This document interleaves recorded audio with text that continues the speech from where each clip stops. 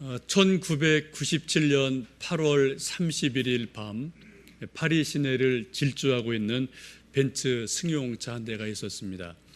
무엇에 쫓기는 듯이 신호등을 무시하고 과속으로 달리던 이 차가 알마 지하 차도라는 곳으로 들어서는 순간 전복이 되고 큰 사고를 일으키게 됩니다. 그 사고로 운전하던 기사가 그 자리에서 죽게 됩니다. 그리고 그 차에 타고 있던 두 사람도 죽게 됩니다. 한 사람은 42살 난 도디 파예드라는 사람이었고 한 사람은 36살 된 아리따운 여인이었습니다. 그 여인이 바로 영국의 왕세자빈이었던 다이애나라는 그런 여인인 것을 저희들이 후에 알게 됩니다.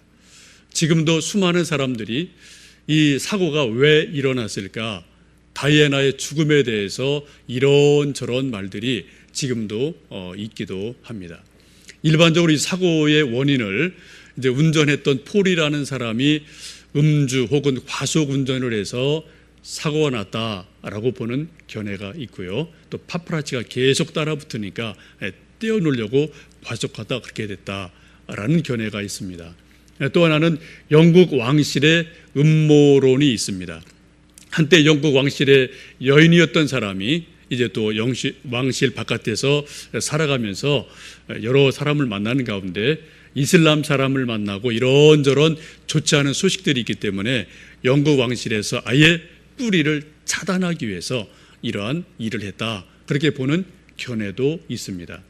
또 한 견해는 기드온 스파이라는 책이 있는데 그 책을 보면은 영국의 첩보기관인 모사드에서 일정 부분 이 일에 관여되어진 것이 있다라는 그러한 내용들이 있는 것을 볼 수가 있습니다. 우리가 정확히는 알지 못하지만 어쨌든 이 차 사고로 한 시대의 이름을 날렸던 다이애나라는 여인이 이제 죽게 되고 그 일들이 계속 지금도 사람들 마음속에, 입술 속에 회자되고 있기도 합니다. 이런 일이 일어나고 나서 세계가 깜짝 놀라게 되고 영국이 큰 충격에 빠져들게 됩니다.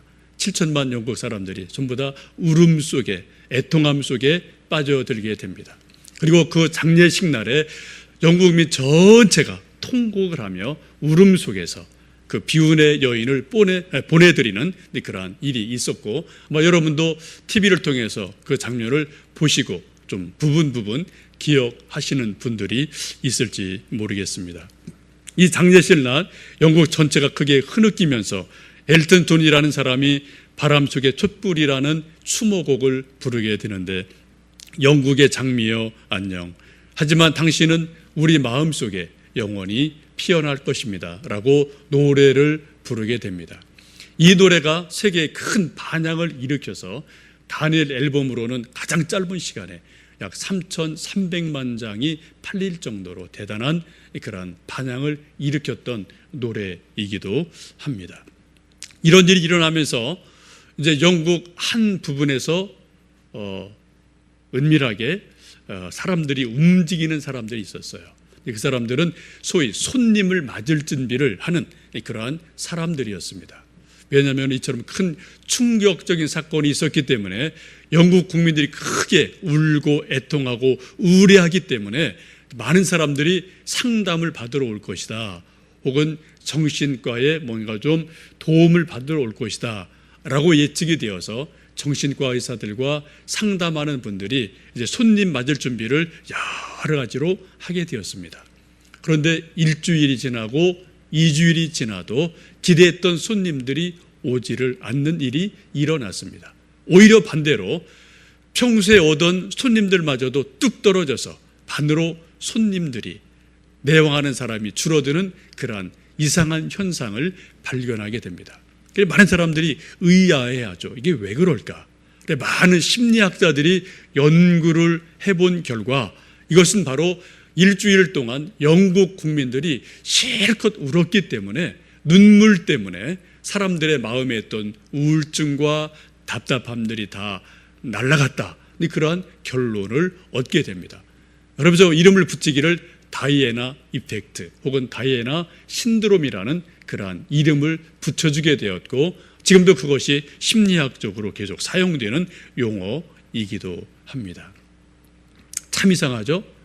사람이 큰 슬픔을 당해서 울었는데 그 일로 인해서 충격을 받았지만 동시에 또 다른 한 면에서는 그 울음 때문에 마음이 치유되는 일이 일어난다는 것이죠. 우리가 가끔 TV 보면은 소위 웃음 치료라는 것을 보게 됩니다. 어떤 분들이 웃음 치료를 이야기하고 억지로라도 배를 잡고 껄껄껄 웃으면은 건강해진다. 그래서 여러분 몇 번은 따라해 보신 적이 있을 겁니다. 예, 맞습니다. 우리가 웃으면은 우리 세포가 살아난다고 그래요. 막 세포가 살아나기 때문에 건강에 도움이 된다. 뭐 맞는 말입니다. 그래서 우리가 웃음 치료를 이렇게 저렇게 이야기하죠. 그런데 심리학자들의 말에 의하면은 이 웃음 치료보다 한 단계 더 깊은 것은 울음이라고 이야기합니다. 마치 웃음이 파도라면은 울음은 해일과 같다고 이야기를 합니다. 여러분, 파도는 이게 겉에 있는 물을 이렇게 찰싹거리는 거예요. 그러나 해일은 바다 밑에 전체를 뒤집어 엎는 것이 바로 해일이기도 합니다. 웃음과 울음의 차이가 그 정도로 차이가 난다라고 이야기를 합니다. 그래서 사람들이 실컷 울기만 해도 우리 마음에 카타르시스가 있고 뭔가 시원해지는 일들이 있음을 우리가 일상생활 속에서 종종 경험하기도 합니다. 예수님도 말씀하시기를 애통하는 자는 복이 있나니 저희가 위로를 받을 것이라고 말씀을 하셨습니다. 우리가 성경을 보면은 수많은 사람들이 등장을 하는데 특별히 울었던 사람, 통곡했던 사람, 눈물 흘렸던 사람들을 여기저기에 많이 소개하고 있습니다. 에레미야를 일컬어서 신학자들은 눈물의 선지자라고 말을 하고 있고요. 그래도 잘 아는 히스기야라는 왕이 죽을 병에 걸렸을 때 벽을 바라보고 기도를 하게 됩니다. 근데 하나님이 그 기도에 대해서 응답하시는데 이렇게 말씀하죠. 내가 내 눈물을 보았고 내 기도를 들었다라고 말씀하십니다. 하나님 기도 응답하실 때 기도 내용을 먼저 보신 것이 아니라 내 눈물을 보았다라고 말씀을 하십니다. 시편을 보면은 다윗이 수많은 곳에서 내가 눈물을 흘립니다. 내가 밤마다 내 요를, 내 침상을 눈물로 적십니다 라고 고백하는 것을 보게 됩니다. 여러분들 가끔 밤에 주무시다가 울어보신 적이 있겠지만 여러분 베갯잎 하나 적시기도 그렇게 쉽지가 않아요. 눈물 몇 방울 나오면 이제 그저 그치고 말 때가 많습니다. 그런데 다윗은 얼마나 울었는지 내 침상을 눈물로 적신다라고 말할 정도로 큰 슬픔과 애통함이 다윗에게 있었음을 우리는 그의 생애를 통해서 보게 됩니다. 오늘 또 우리가 본문에서 보는 것처럼 눈물의 사람 하갈을 보게 됩니다. 우리가 하갈을 이해하려면은 아브라함, 사라, 하갈 이 세 사람의 관계를, 이 삼각관계를 좀 살펴볼 때 하갈을 이해할 수가 있겠습니다. 아브라함과 사라가 고향을 떠나서 하나님의 약속을 받고 떠나서 이제 아들을 기다리지만 아들이 생기지 않죠. 그래서 오랜 세월 기다리다가 결국은 이제 아기가 없는 것에 실망하면서 사라가 꾀를 내어서 아브라함에게 한 아이디어를 제공합니다. 이제 젊은 몸종이 있으니 이 몸종을 통해서 우리가 아기를 가지면 이것도 우리의 아들이 되지 않겠냐 해서 이 좋은 아이디어를 이제 아브라함에게 말을 합니다. 아브라함이 성경 창세기 16장을 보면 그 말을 들었더라라고 말씀을 해요. 근데 여기서 아브라함이 사라의 말을 들었다는 말은 창세기 3장에 있는 아담이 이브의 말을 들었더라라는 말과 동일한 단어이고 의미입니다. 여러분 창세기에서 이브가 아담에게 뭘 말했죠? 선악과를 따고 먹어보고 기가 막히게 맛있습니다. 이걸 먹으면 눈이 밝아집니다 라고 말을 해서 아담이 그 말을 듣고 역시 사과를 먹게 됩니다. 이것을 보면은 창세기부터요 우리 남자들은 여인의 말을 잘 듣는 존재가 남자들인 것 같습니다. 여러분 가정 어떠신지 모르겠어요. 우리 남자분들이 여인의 말을 잘 들으시는지 어떤지 모르겠고요. 아마 세월이 지나가면 지나갈수록 이런 일들이 점점점 많아지는 게 뭐 성경적인 순리가 아닌가 생각이 되어지기도 합니다. 어쨌든 아브라함이 사라의 말을 듣고 이제 몸종을 드리게 되고 거기서 아기가 생기게 됩니다. 모든 일들이 잘 풀려가는 것처럼 순종하게 보여지게 됩니다. 그런데 문제가 하나 생기게 되죠. 아기를 갖게 되자 이 하갈이 갑자기 태도가 돌변을 하게 돼요. 창세기를 보면은 이 하갈이 이 사라를 멸시했더라라고 말합니다. 이 여종이 여주인을 멸시했다라고 말씀을 해요. 멸시했다는 말은 폭력적인 의미를 담은 단어인데 어떤 물리적인 폭력은 아니지만 말로써 폭력을 행했다, 그러한 말이기도 합니다. 여러분, 우리가 아는 것처럼 폭력은 꼭 주먹만 폭력이 아니잖아요. 우리가 말로도 얼마든지 폭력할 수 있고요. 언어 폭력, 또 수많은 무형의 것으로 폭력을 행사할 수도 있게 됩니다. 그래서 말치가 거칠어지고 말꼬리가 올라가고 눈이 좀 거칠어지고 이런 것들을 볼 수가 있게 돼요.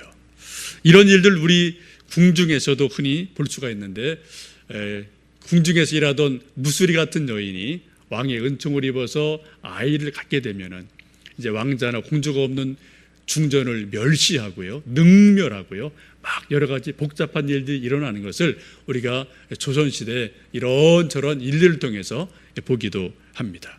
그런 일들이 뭐 예나 지금이나 언제든지 있을 수 있는 그런 일들이죠. 역시 하갈 역시 고분고분하던 이 여인이 자기가 주인의 아기를 갖자 태도가 돌변해서 안주인을 무시하고 멸시하는 그러한 일이 일어나게 됩니다. 이러한 여인 일컬어서 우리는 흔히 단무지 여인이다라고 이야기합니다. 단무지라는 것은 중국집에 갔을 때 먹는 노란 닭광이 아니고요, 단순하고 무지하고 지혜가 없는 사람, 이런 사람을 단무지 같다라고 우리가 이야기할 수가 있습니다. 일종의 그 졸부심리 같은 거예요. 자기가 없을 때는 가만히 있다가 뭔가 갑자기 뭐가 생기면은, 뭐가 되면은 어깨에 힘을 주고 또 있는 사람들을 무시하거나 멸시하는 그러한 태도를 갖는 것들이 우리 속에 어느 정도 다 있지 않습니까? 이런 것들이 이 하갈의 경우는 아주 독특하게 드러나는 그러한 모습을 보게 됩니다. 이에 대해서 사라가 반격을 하게 되죠. 그래서 성경을 보시면은 사라가 하갈을 학대했다라고 성경은 말씀을 합니다. 멸시와 학대는 훨씬 더 이 단어의 무게가 다르죠. 멸시는 작은 것이라면 학대는 아주 강력한 그러한 것임에 틀림이 없습니다. 마치 이스라엘 백성들을 바로가 강제 노동을 시켰던 것처럼 그렇게 물리적인 것까지 포함해서 억압하는 것을 우리는 학대라고 이야기를 합니다. 이 일 때문에 창세기 16장을 보시면 하갈이 견디지 못해서 가출을 했다가 또 하나님의 도우심으로 다시 집에 돌아오는 사건이 있게 됩니다. 이러한 일이 있고 나서 약 16년이 지나서 오늘 본문의 사건이 다시 한번 일어나게 됩니다. 16년의 세월이 지나고 나서 아브라함에게서 이제 사라에게서 아들이 생기고 이삭을 낳게 되고, 그리고 이삭이 장성해서 이제 큰 잔치를 벌이게 되었습니다. 곧 요즘 말로 말하면 돌잔치 같은 즐거운 잔치가 벌어지게 됩니다. 근데 우리 속담에 있는 것처럼 가는 날이 장날이라고 이제 이 큰 좋은 잔칫날에 일이 터지고 맙니다. 15살 높은 나이 많은 이복형 이스마엘이 어린 이삭을 데리고 놀다가 이삭이 울기 시작합니다. 이 모습을 지켜보던 사라가 눈꼴이 씌어지게 되죠. 있을 수 없는 일이 발생을 한 거죠. 그런 적자를 서자의 그런 자녀가 울리는 것을 보면서 이제 사라가 크게 마음이 상해서 마음이 싸늘하게 식어지게 됩니다. 그래서 오늘 말씀에 있는 것처럼 아브라함에게 등을 떠밀어서 이 아이를 집에서 내어 보내라 라고 강하게 요청을 하게 됩니다. 아브라함이 고민합니다. 둘 다 아들이거든요. 그러나 결국 하나님의 말씀을 듣고 이 아들을 내어 쫓는 것이 오늘 본문의 말씀입니다. 오늘 말씀에 본 것처럼 아브라함이 아침에 일찍 일어나서 떡과 물 한 가죽 부대를 가져다가 하갈의 어깨에 메어지고 집을 나가도록 등을 떠밀게 됩니다. 저는 이 말씀 볼 때마다 마치 한 폭의 그림 같은 모습이 그려집니다. 집니다. 옛날 다 집이 천막이고 텐트지 않습니까? 그 텐트 앞에 아브라함이 우두커니 서서 떠나가는 하갈과 이스마엘을 바라보게 됩니다. 그 눈에서 눈물이 흘러내리게 되고요. 그 침침해지는 눈 사이로 하갈과 이스마엘이 점점점 작게 보여지고 아스라이 사라지게 됩니다. 그리고 그 뒤에서 또 한편으로는 따가운 눈총을 느끼게 됩니다. 아마 모르긴 몰라도 사라가 아브라함의 뒤에 서 있으면서 지금 아브라함이 어떻게 태도를 취하나 이런 것을 아주 예리한 눈으로 바라보지 않았을까 생각이 되어집니다. 여러분, 이 세상에 총이 참 많아요. 근데 그 중에 아주 무서운 총이 무슨 총입니까? 눈총이 있어요. 눈총이요. 여러분, 눈총 한번 잘못 맞으면 사람이 평생도록 그 총 안에서 빠져나가지 않거든요. 여러분, 우리가 가끔 이제 이런저런 신문 또 보도 볼 때마다 조금 답답하게 여기는 것이 청와대 소식을 이렇게 저렇게 이제 조금 흘러 들을 수 있는데 청와대에 있는 많은 보좌관들이 주눅이 드는 모습을 가끔 보거든요. 근데 왜요? 대통령의 눈총 때문에 한번 딱 눈총을 주면은 그냥 바짝 얼어갖고요.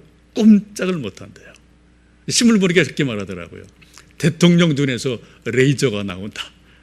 그렇게 표현할 정도로 이분이 강한 면이 있어갖고 한번 눈총을 딱 주면은 보좌관들이 그냥 바짝 얼어갖고 할 말을 못하고 제대로 제때 대처를 못하는.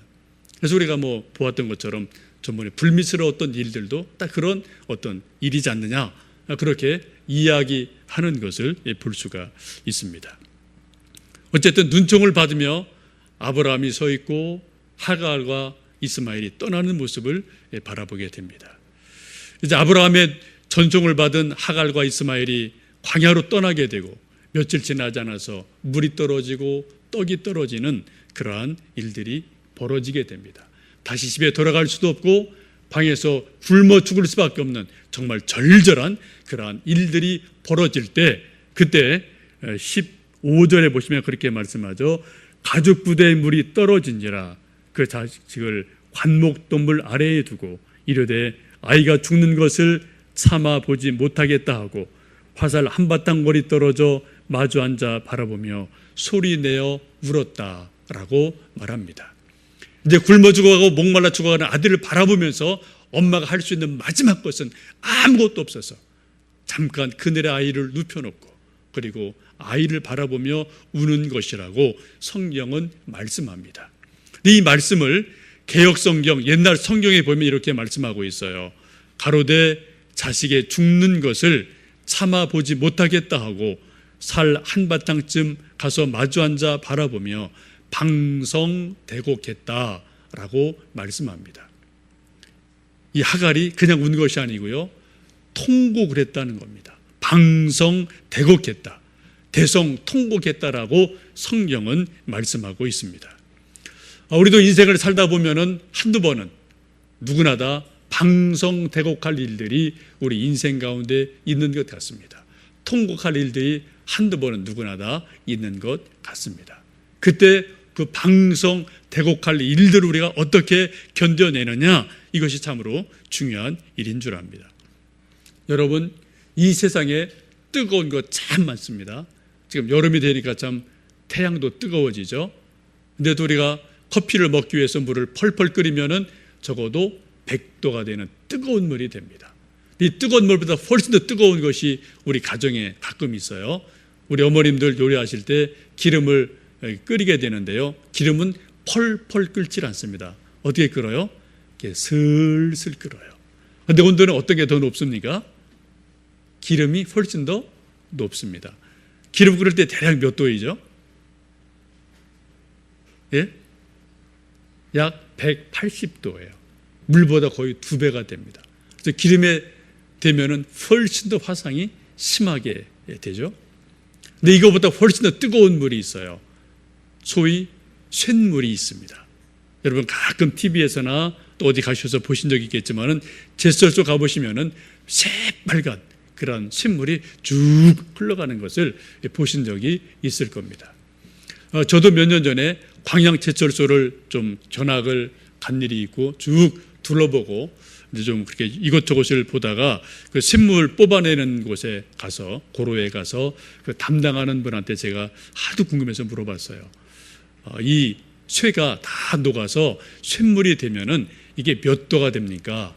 그분이 뭐 30년 이상 현장에 있던 분인데 그분 얘기가 그러더라고요. 1563도다. 그렇게 얘기를 하시더라고요. 1563도가 되면 딱 쇠가 뻘건 쇳물이 되는 거죠.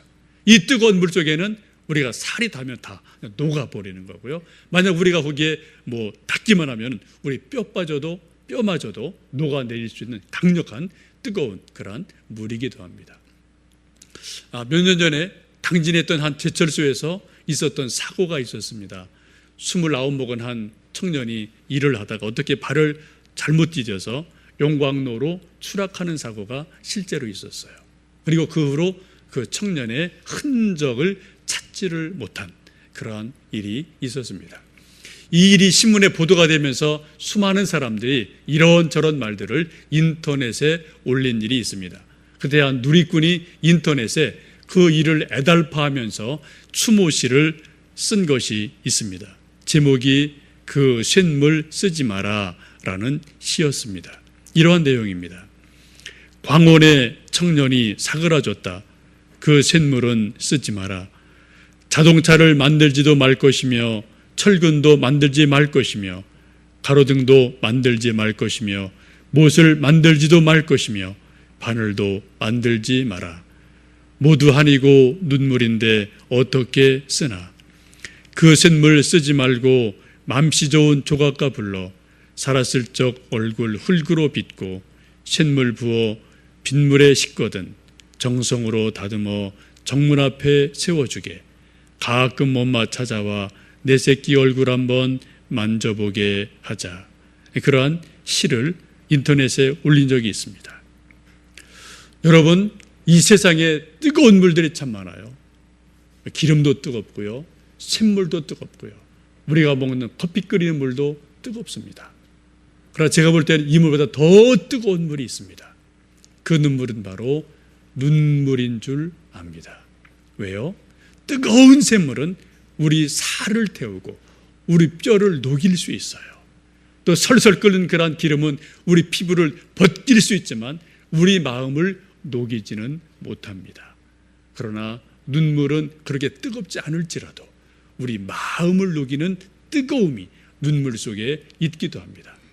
아까 말씀드린 것처럼 하나님께서 히스기야의 기도를 들으신 것은 내가 내 눈물을 보았고 내 기도를 들었다라고 말씀하시는 것처럼 하나님의 마음을 움직이는 것도, 하나님의 마음을 녹이는 것도 결국은 눈물에 있음을 보게 됩니다.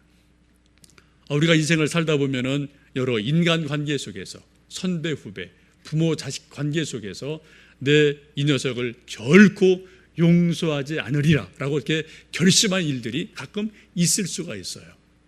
잘못이 있을 수 있습니다.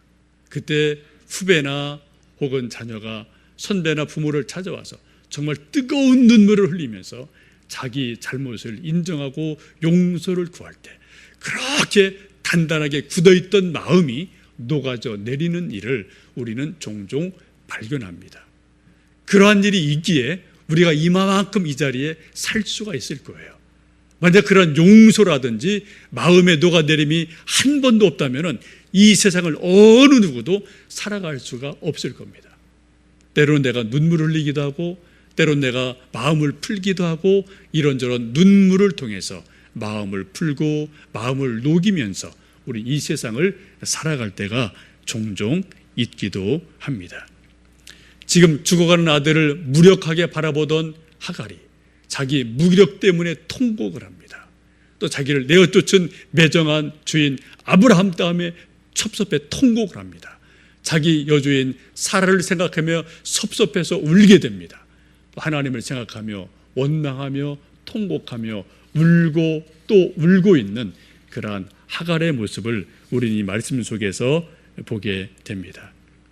그런데 그때 하늘에서 한 소리가 들려왔다라고 말씀을 합니다. 17절에 보시면 그렇게 말씀하죠.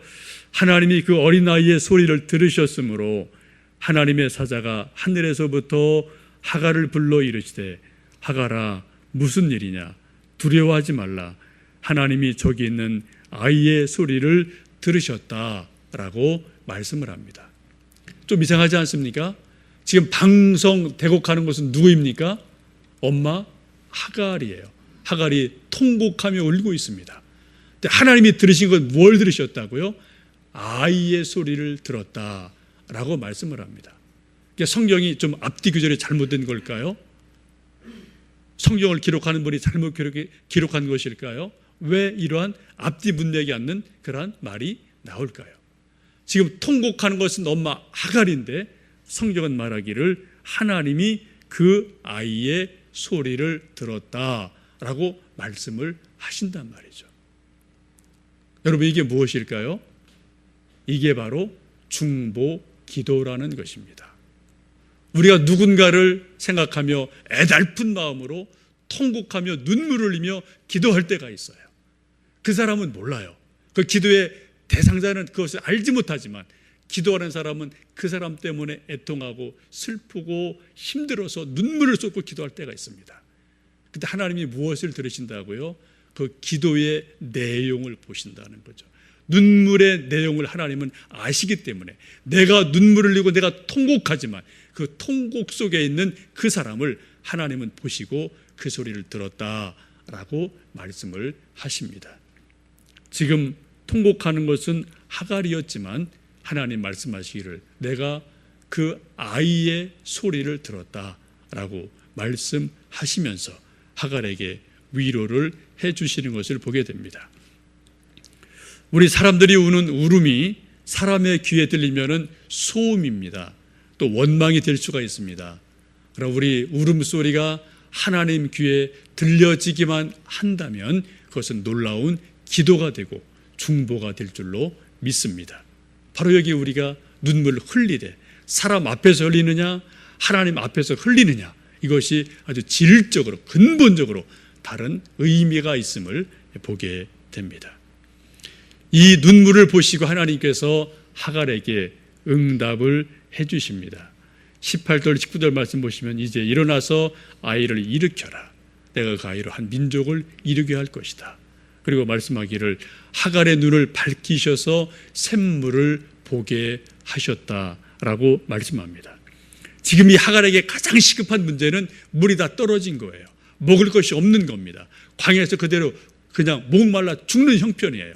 근데 통곡하며 울 때 하나님이 하갈의 눈을 밝히셔서 샘물을 보게 하셨다라고 말씀을 합니다.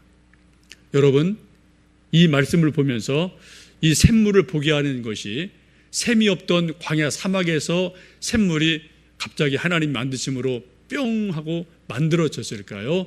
이미 있던 샘물을 하갈이 보았을까요? 여러분 어떤 거라고 생각을 하십니까?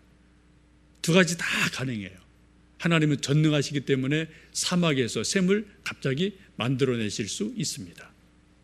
근데 저는 이 말씀을 생각하면서 묵상하면서 아마 하나님께서 새 샘물을 터뜨린 것보다는 이미 있는 샘물을 하갈의 눈을 밝히셔서 눈을 여셔서 보게 하셨다라고 저는 생각합니다. 오늘 19절 말씀도 그렇게 말씀하죠. 하나님이 하갈의 눈을 밝히셨으므로 샘물을 보았다라고 말씀하세요. 여러분 하나님이 우리에게 주시는 기도 응답은 수십 수백 가지가 다 가능합니다. 그래서 이게 아주 중요한 기도 응답의 한 방법이 뭐냐? 우리 눈을 밝혀주시는 거예요. 우리 눈을 띄워주시는 거예요. 여러분 우리가 지금 눈을 가지고 있지만 우리 눈이 띄었다고 다 보는 거 아닙니다. 다 아는 거 절대로 아닙니다. 우리가 그냥 겉 모습만 보고 현상만 보지 그 뒤에 있는 실제 의미를 모를 때가 너무나 많거든요. 우리가 또 막 정신이 감정이 복받쳐 오르면 우리 눈이 감겨서 소위 뭐예요? 눈에 뵈는 게 없습니다. 그죠? 이 세상에서 제일 무서운 사람 누구예요? 눈에 뵈는 게 없는 사람이 제일 무서운 사람이지 않습니까? 근데 우리가 그럴 때가 있단 말이죠. 근데 우리가 기도를 하면은요, 하나님 우리 눈을 밝혀주신다는 거예요. 그래 이 일을 보게 하십니다. 그 뒤에 있는 사건을 보게 하세요. 의미를 보게 하세요. 그래서 눈을 밝히심으로 그 현상이 아니라 그 뒤에 내 진정한 의미를 알게 하셔서 우리에게 뭔가 대처할 수 있는 그러한 지혜를 주시게 됩니다. 지금 하나님께서 하갈의 눈을 밝히셔서 샘물을 보게 하시고 물을 마시게 하시고 그리고 다시금 그 아들을 어미를 살리시는 모습을 보게 됩니다. 여러분, 눈물의 기도는 이처럼 하나님 마음을 녹이게 되고 응답을 통해 우리 눈을 열게 하시고 의미 있는 것을 다시 보게 하는 지혜를 얻게 해주시는 놀라운 은혜가 눈물의 기도 속에서 일어남을 보게 됩니다. 우리 하나님이 우리 인간을 새롭게 하시는 방법이 아주 많지만 가장 좋은 방법 중에 하나는 눈물입니다. 우리가 눈물을 흘리면 우리 마음에 카타르시스가 있고 정화가 있는 것처럼 애통하는 기도, 눈물의 기도는 우리 영혼을 정화시키면서 우리 영혼을 밝게 띄워주시면서 하나님을 보게 하고요. 또 우리 사건과 일들의 내면에 있는 하나님의 일하시는 일들, 그 영적 의미들을 보게 하심으로 우리가 하나님의 사람으로 설 수 있는 힘을 주시는 줄로 믿습니다. 우리가 때때로 눈물로 기도하는 것 너무 슬퍼하지 마시고요. 눈물 너머에서 우리에게 다가오시는 주님의 은총, 주님의 위로, 주님의 눈 밝혀주심, 이것을 기대하면서 우리가 애통하며 통곡하며 기도하는 가운데 주님의 위로를 덧입는 우리가 될 수 있기를 간절히 원합니다. 기도하겠습니다.